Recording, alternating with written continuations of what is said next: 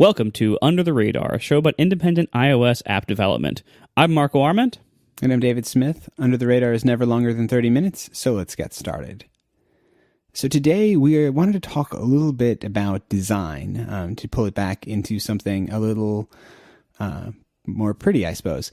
To talk a little bit about, though, a very low-level approach to design that I think we both take in our apps, and is something that I think can be really powerful once you start taking this approach and start using it in all of your apps. And it's something that I tend to call for myself parametric design, which is a very fancy and nonsensical name to have for something like this. But basically, it's designing your app in such a way that large amount parts of the appearance, of the layout, of the sort of the way that it will appear visually on the screen is controlled by parameters and variables within your code. To the degree that you can, change a few numbers, change a few values, and you can radically change the appearance of your application. And this is something that I think works best if you do a lot of programmatic UI, rather than, something like a storyboard, where a lot of those values are baked into the storyboard or baked into the nib. But if you're doing any amount of your UI in code, it's possible to do a lot of this. If you're doing it in storyboards and stuff, you can still do it there. You're just going to have duplicated effort in a lot of places where you set a value in your storyboard, and then you also have somewhere in code that you can overwrite that value. But either way, however you end up with it, if you design your app such that you can change everything dynamically, it makes the development process, I think, much more fluid, and is something that I found for myself helps me very quickly iterate on a design, because usually what happens, and this is something, the reason this topic is front of mind for me, is I'm going through the sort of layout and design phase of my next app, and the way I tend to do with this is I'll put a very basic, super simple, kind of horrendously ugly design in place. It has bad colors, that has bad fonts or sizes and weights, and I'm just trying to get it sort of basically working. And once I have that, I then want to go through and actually sort of like adjust it and dial it down. And this is sort of the bottom-up design approach, rather than, if you're working with a professional designer or somebody who's giving you here's what it should look like in the end, and you're working from there down. Obviously, this isn't an approach that would work. But if you're working it from the approach like me, where you're starting with just basic, it's just the UI button that looks like a UI button. It's a UI label that just looks like a UI label. If you start there and are working on it, if you build your app such that you can, have all these dials and hooks into it, then you can quickly change things. And this is the approach that I tend to take, that when I'm actually iterating on my UI, I'm just sitting there changing variables and then build and run, look at it, see how it feels, run it on my device. I've even seen people who do this where you'll actually build a method into the application where if you, it's like quadruple tap on the screen with 3 fingers, a little UI pops up that you can change the values to, while the app is live and running. But it's an approach, I think, that is a way of thinking about your app at a level that gives you that flexibility. And ultimately, it probably even makes your app better from a testability, or not that I really write tests, but from an ability to understand what's going on perspective, because everything that's in the app, everything about the way it looks is, explicitly written out somewhere, because it's a variable whose value you can change. Yeah, I mean, this is the kind of thing, I've designed Overcast from day one to be this way in many ways, and this can start with very simple things. It can start with something like text sizes and whether your app has like a light or dark theme. And if you make all this managed by some kind of central class, like in Overcast it's called OC Appearance, because it goes beyond what UI Appearance offers, although OC Appearance manages the UI Appearance, but OC Appearance is just my centralized class that listens for notifications for things like the dynamic text size preference changing, and then it basically reposts a notification to all my custom controls and classes and controllers and everything. They all listen for the UI for the OC Appearance did change notification, and then they set their own layouts accordingly. And when you take this kind of approach, this makes it way easier to do things like support dynamic type, or support a dark mode, or alternate color schemes, or to support certain accessibility options like bold text or button shapes. So there's lots of different things you can do once you have this kind of centralized design and appearance and theme manager infrastructure. And one of the things I've done is, very simply, I've created, if you have like some kind of control or screen or area where you have a background, you can assume that background will probably be white by default in most things. In Overcast, I make that an OC background view, which is a custom UI view subclass that literally just listens to the OC appearance to change notification and sets itself to be the current theme's background color.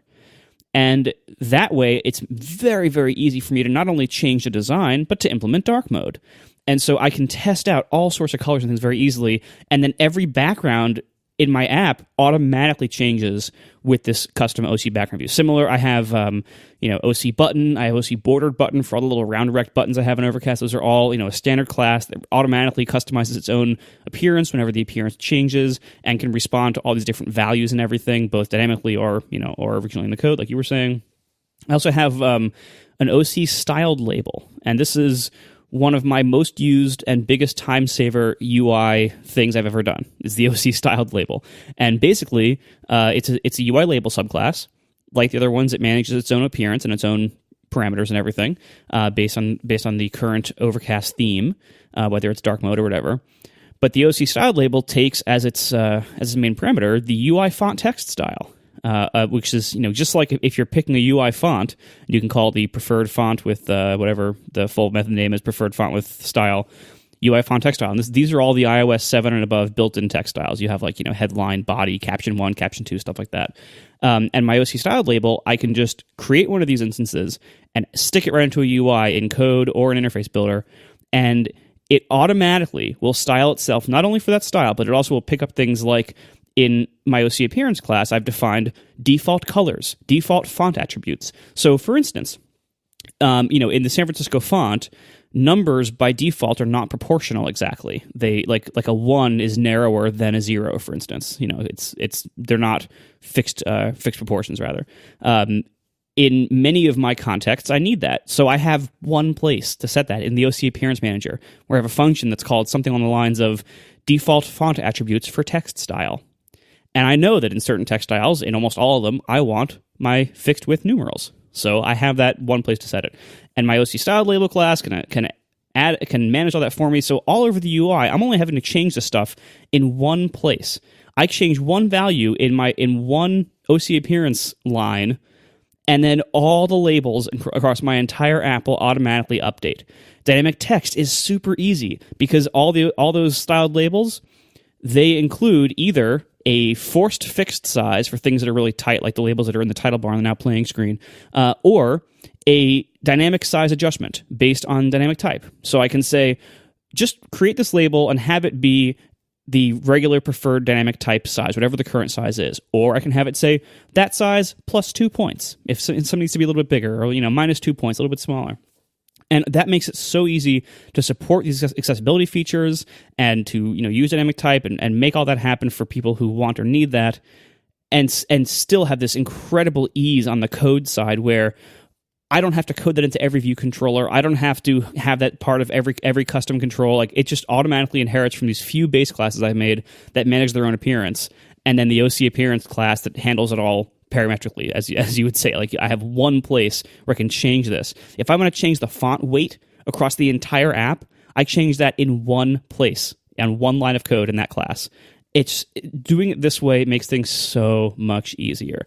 And as conditions change, as styles change, as fashion changes in app design, or as Apple adds things like, there's a rumor that they might soon add a system-wide dark mode.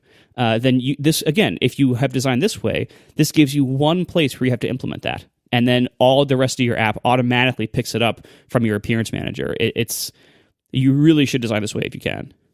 Yeah, and I think there's two levels of where this comes into play. There's the approach, the side of it that you're talking about, where I think it's very much following the principle of not repeating yourself, of avoiding duplication, that you don't have every single view controller has a viewed load method that's just 50 lines of setting style stuff. And obviously a lot of this got better when they introduced the appearance manager stuff to UIKit, which is certainly something that I think we both use. But even beyond that, there's so much of this that you're still needing to have more things than beyond that, and then even just other stuff beyond appearance, like the actual UI kit appearance stuff that you actually need to do. And so there's not repeating yourself and trying to consolidate all of this code into a place that you can easily update, and that what I like about that approach is inevitably you'll have one-offs and you'll have things that are slightly different, but you can even inside of that you have two different methods that are physically close to each other in your application that are doing there's the default version, and then there's the bold version or whatever it is. By putting those logically close to each other, I find it so much easier when I'm debugging, when I'm like, I change one and I expect the other one to change, and it doesn't. It's like there's something even helpful about like, well, it's all I have to do is look down a few lines and I'll probably see where I'm doing it wrong. But also I think it can be really helpful, even just at the really, really, if you go all the way down from like to the lowest level. Like I run into this a lot, and I know I'm weird for doing my layouts this way, but I do a lot of my like view layouts programmatically. So I do a lot of work in like view will layout subviews and those types of methods. That's just how I think. That's fine. It's definitely not for everybody. No, you don't have to apologize for that. So basically a week after we did the episode about how I've been embracing interface builder and auto layout, I converted to what you're doing. Okay. Because I hit, just like everything with interface builder and auto layout, it's great until you hit a wall. And then you realize that you're spending an incredible amount of time and effort to do things that you could really do very easily with like a 10-line, layout subviews function. But in those layout subviews function, I think is another place that I have found this kind of parametric approach to be really, really powerful. Like even in some ways, even more when you're early on, especially. Like if you define, I end up with a lot of these like my viewed layout subviews methods are often, it's half like defining variables. There's a lot of, I guess now that I'm in Swift, is all these let something equal something, let something equal something. That's like the first half. And the second half is all the actual, like the framework where I'm actually saying like, build the frame and do the math and lay it out. But you can do all these fun things where you're just like, okay, this is the padding. This is the inside padding. This is the outside padding. And you can put all those values as just values that you can change dynamically. And it's so powerful when you're looking at a UI, because I feel like there's, like, I can get the initial UI vaguely right, fairly quickly by eye. But then there's a certain point that you're just kind of looking at it and you're like, that label just looks, I think there's a term for this where it's like visual centering, is a lot of times that you have something to do in icon design where something is technically centered, but it doesn't look centered because it's not, if a perfect circle is easy to center, but if say you have something that's really thin at the top and heavy on the bottom, it can actually look like it's off center if it's actually centered. And I think you have a lot of these things in user interface design where things can be technically correct. Like say you say, oh, I always have 8 points of padding on the left side of all my views. But there's possible that somewhere in your layout, 9 points would actually look better. And so be pulling all these things into these functions, out of, so that there's no magic numbers in your frame stuff. All your frame logic in this case is just equations. They're all nice labeled equations that are saying like, it's padding plus label width plus padding, or however you want to lay it out. Like you're being very clear and explicit can make this really a powerful approach. And I think it works both ways. Like either way, it's like the last thing you want in your app is to have a design that is expressed somewhere that you can't change easily. I think even I remember to the extent of, I think it was Vesper that I first saw someone do this, where they even were just in Vesper. I think they defined a bunch of these things even in a plist file. Which is an interesting approach they took, because it allowed non-developer people to make changes to the application's appearance, because they would just go into a plist and change stuff.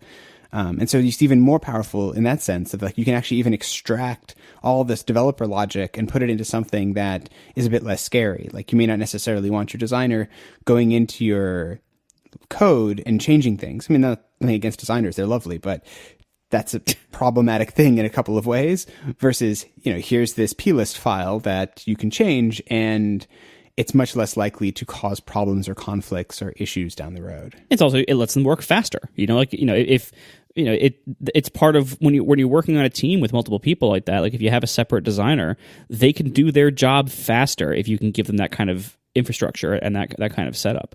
And I think too, like between our two like main points, like having these variables defined in at the top of your layout function versus me having them try to be defined like in a central place like an appearance manager class.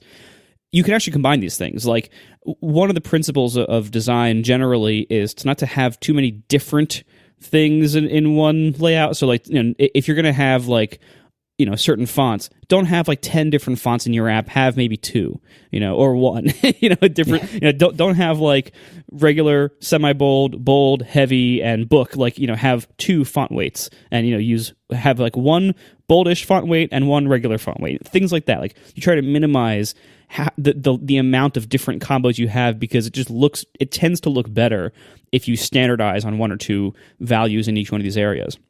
So one of the things you can do is you can define your default spacing between elements on the screen, like default left margin, 8, and you can have that in your appearance manager class. And so you can have your custom layout functions use that as a starting point. And then for the ones that need additional padding, don't just put a magic number in that says 9, have it be default padding plus 1, or even better, the floor of default padding plus 10%. If it's proportional, that's even better because then you can scale it to different sizes and everything. And so that kind of approach, it still allows you to standardize things and it's even better for what you're describing as parametric design, because then you can go to your appearance manager class and even have spacing be one of those things that you can change in one place and have the whole app change as a result. Yeah, and it's so powerful when you get into this, and I guess it's sort of like why I wanted to do an episode on it. It's something that I remember. I have every now and then I'll go back and I have a lot of old projects, and some of them are still in the store, and I'll go back and look at the code. And of course, like any programmer's worst nightmare is when you open something and there's just all these magic numbers. All these just and like when I call it, say, a magic number is any number that doesn't have a label as to what it means is a magic number. So sometimes you can get away with it if it's an obvious thing, like the number of times I divide by 60, and when I'm doing date or time things, like maybe that's okay. It's not perfect. You have a constant, seconds per minute. There you go. Sure, that's even better. But like what you really don't is when you go into a something that, and you have like this font it's 18 here, it's 17 there. You don't know why. Some place you have padding here, or you just have these just numbers that are. It's like I remember back in the day when I used to always assume that an iPhone's width was 320, and when the iPhone 6 came out, all of a sudden I had to go through my app, and this is what I actually did. I opened up Xcode and did like search all for 320, for 640, for 480, like all of these values, and I found dozens of them everywhere, and that's really problematic. It's like that really shouldn't be there. That should be, in that case, it's proportional to the screen. So somewhere I should have a device, get the device bounds, get the width, and then it should just dynamically update. And by making it not tied to something that's hard coded in that way, it's like your example with padding and using the floor rather than just adding 1. If you get out of those habits, like anytime, in a weird way, you're doing something that's so numerical, but it should have almost no numbers in it, that it's like only the numbers only exist at the top, and then everything else is proportional and kind of expanding from that. It works really well. Like I've been doing this a lot with on my Apple Watch work, where there's these 2 different sizes, and so you have to have but the weird thing with the watch is you don't typically change the UI between the 48 and the 38, the 42 and the 38 millimeter Apple Watches. Like it's not like you have a totally new. It's not like an iPad to an iPhone. It's like they're so close but slightly different, and so everything you have to do has to be proportional. Everything needs to be adaptable and flexible. And then once you wrap your mind around it and kind of commit to that approach, it's like all these things just kind of like all these other problems that you would have otherwise just kind of fall out. We're sponsored this week by Linode. Go to linode.com/radar and use code radar20 at checkout for $20 in credit. Linode is a combination of high-performance SSD Linux servers spread across 8 data centers around the world. They're a fantastic solution for your server infrastructure needs. You can get a server up and running at Linode in just under a minute, with plans starting at just $10 a month. That now gets you 2 gigs of RAM for just $10 a month. This is like amazing pricing for what you get at Linode. David and I are both customers of Linode. We've both been there since long before they were sponsors of our show. Linode's great. I definitely recommend them. Linode they have an amazing control panel. They have amazing options. They have amazing pricing. This is great for things like if you have to run a server for your app, or even if you just want to run a private Git server. If you want to host databases, run a mail server, although you shouldn't run your own mail server, but you can at Linode. You can operate powerful applications. I think Overcast runs on something like 16 Linode VPSs. It's incredible. You can do so much there, from one little thing for $20 a month all the way up, or for $10 a month even, all the way up to me running Overcast there for something like $1,000 a month with all these different servers, all these high specs. You can do crazy stuff at Linode. It's amazing. I love it. You should love it too. Check it out. Go to linode.com/radar. He'll be supporting us by doing that, and you get $20 towards any Linode plan using code RADAR20 at checkout, and they have a 7-day money-back guarantee, so there's nothing to lose. Thanks a lot to Linode for supporting the show. So to finish out the show, it seemed also kind of a fun little thing for us to, now that you've, hopefully at this point, we've convinced you that parametric design is a good thing, that you should build it into your apps. Once you've done that, there's some really fun things that you can use as a result to make your apps better. And as an example, something that I do a lot when I'm trying to kind of narrow in on a good design is I will have my app randomly change some of these parameters inside of it. And it lets me experiment, or even maybe not randomly even, but where it's like I'm trying to work out what the right padding is. And so I set it to, it starts at 1, and then 5 seconds later it goes to 2, 5 seconds later it goes to 3. Oh, that's awesome. You can have your app grow and shrink and adjust as you go, because it's all just numbers. And so if you build this approach, you can do stuff like that, where you can kind of, I sometimes struggle to visualize in my head what different values are going to be. And I mean, that's part of why I'm not a designer, I'm a developer. Like, I can't imagine it, I can just write it. But if you build your app this way, you can sit there and be like, I don't really know which one I should do. Another example is you can take the same approach, but with fonts. And you say, like a random font. Well, you only have so many system fonts, right? And it isn't so much that you're trying to like randomly pick a font, but it helps start my mind thinking about how my app could be different if I try different things that I wouldn't necessarily think to otherwise. That if I had to manually go through and type in all the different font names, I would never do it. But it's like you try through and you're like, actually this one kind of looks good. Why does this one look good? And it may not be that I'm going to end up using that random font, but it's like, that maybe the reason I liked that one, for example, is that it was more condensed rather than more wide, or it had, obviously like big obvious things like serifs or non-sans serifs or different font weights. Like, I feel like there's something to be said for just taking the approach of just like having your app be very flexible this way, and then taking advantage of the flexibility to be like, let's change all the things. And most of the time it's not going to look good, but every now and then you can kind of look at it and be like, that one, like, that's the one that I like, and sort of dial into it. And I think you did a similar thing when you were doing your dark mode, for a different reason, right? Because you kept switching between the light and dark mode to make sure that you were doing it right. Yeah, it's kind of a way to make sure that you've accommodated for dynamic changes on all of your screens. I just set a timer in the app delegate to change color scheme every 5 seconds, and I went through the entire. Even if for some reason you find a way to change the color scheme without being logged in, even the login screens change. The password reset screens change. Every screen in Overcast changes dynamically for dark mode, and any other kind of theme changes, dynamic text, everything. Every screen changes, because I literally went through and had this running every 5 seconds where it would toggle it, and I went through every single screen in the app and converted it. Similar. I just made fun of you a second ago for random fonts, but when I was picking Overcast's font back when I was developing 1.0, I did basically that same thing. I had like a folder full of 10 different custom fonts plus a list of some of the built-in ones, and I had all this dynamic appearance stuff already in place, mainly for this purpose.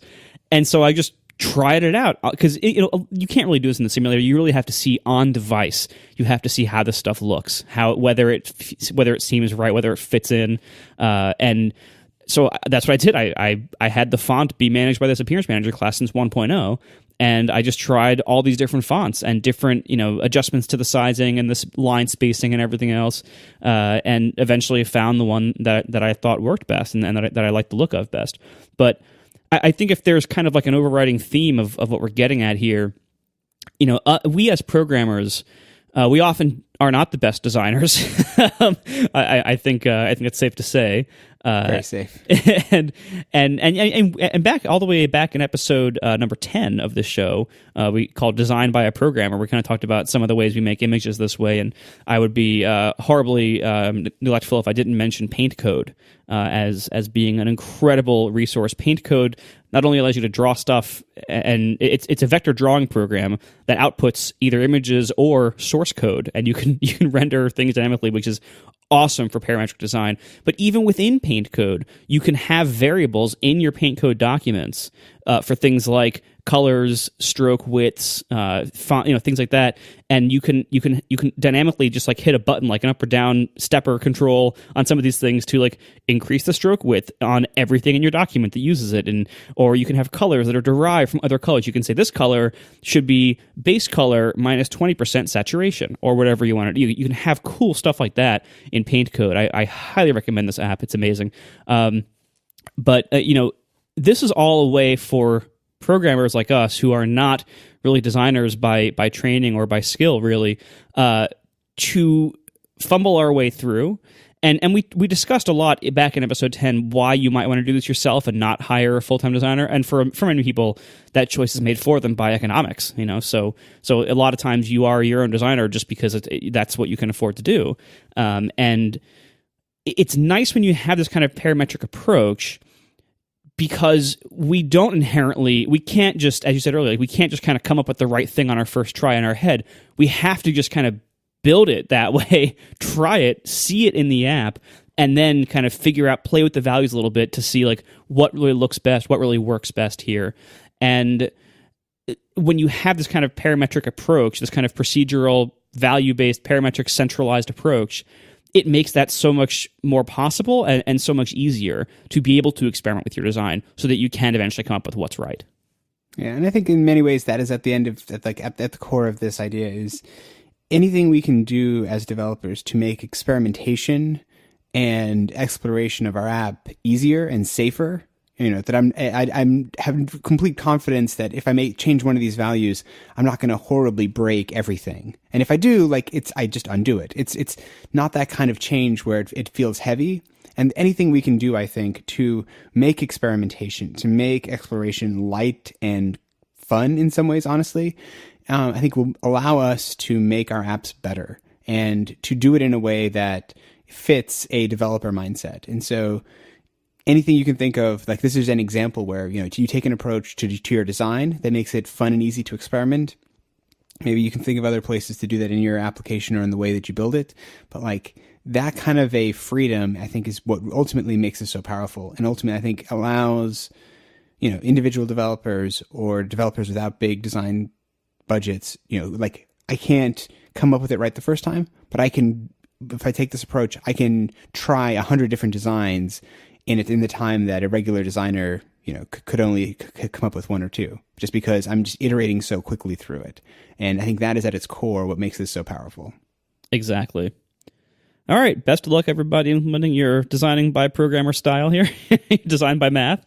That's all the time we have for this week. Thank you for listening, everybody, and we will talk to you next week. Bye.